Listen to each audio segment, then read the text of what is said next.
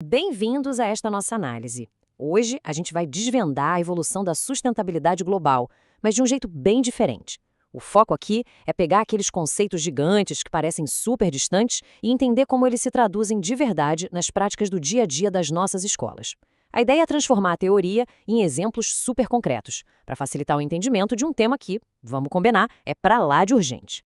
O nosso roteiro é bem direto. A gente começa definindo o que é sustentabilidade, passa pela evolução global desse conceito e pelos Objetivos de Desenvolvimento Sustentável.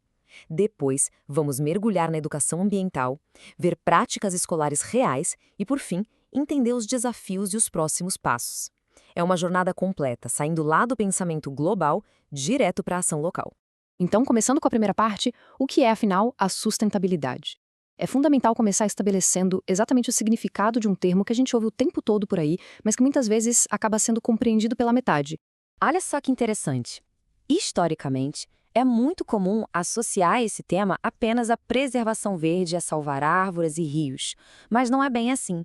A verdadeira sustentabilidade só acontece na intersecção desses três pilares: a prosperidade econômica, a qualidade ambiental e a justiça social.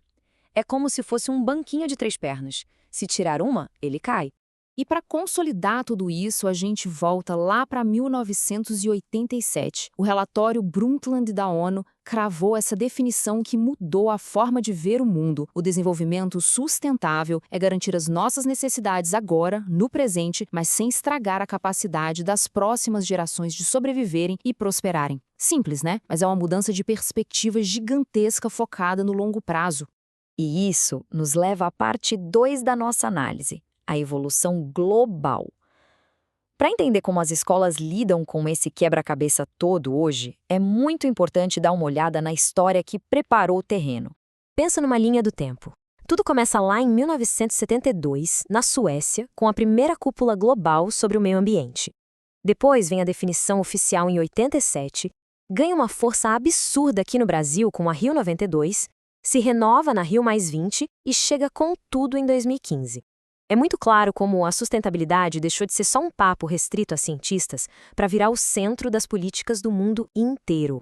O que nos traz para a terceira etapa do nosso roteiro, os Objetivos de Desenvolvimento Sustentável. Décadas de reuniões globais não foram à toa. Elas resultaram num plano super específico e pronto para ser colocado em prática. O grande marco de 2015 foi exatamente este, a Agenda 2030. Sabe aquele tripé que a gente viu no começo? Ele foi desdobrado nessas 17 metas que estamos vendo aqui, os famosos ODS. Eles foram criados para unir de uma vez por todas os esforços econômicos, sociais e ambientais no mundo inteiro. É uma bússola gigante. E embora sejam 17 metas no total, a pesquisa mostra uma coisa fantástica. As escolas são um ambiente perfeito para atacar metas bem específicas. Uma simples horta escolar tem impacto direto no Fome Zero. Além disso, as escolas influenciam demais nas cidades e comunidades sustentáveis, no consumo responsável e na proteção da vida sobre a terra. O impacto de pequenos projetos no campus é gigantesco. Entrando agora na parte 4, a educação ambiental. Com todas essas metas globais na mesa, a gente precisa falar sobre a ferramenta usada para fazer isso tudo acontecer na prática. Aqui, a ciência destaca uma combinação que é essencial: juntar a educação formal com a não formal. A educação formal é aquela na sala de aula, super importante, contínua e integrada nas matérias. Mas a magia da educação ambiental não pode ficar presa numa carteira. Ela precisa da educação não formal, sabe? Aquela de colocar a mão na massa, de visitar jardim botânico, zoológico e reserva florestal. O aprendizado precisa ser vivenciado de verdade. E atenção, porque isso não é só uma ideia bonita, tá? É legislação. A nossa política nacional aqui no Brasil diz com todas as letras que a sustentabilidade tem que estar misturada em todas as disciplinas de forma permanente. Nada daquela velha história de fazer uma palestrinha sobre árvore uma vez por ano no auditório. Tem que fazer parte da rotina o ano inteiro. E falando em rotina, vamos para a parte 5, práticas escolares reais. Vamos sair do mundo das grandes políticas globais e descer lá para o chão da escola para ver como educadores fantásticos estão tirando isso do papel. Olhando para esses relatos de campo espalhados pelo Brasil, a ficha cai.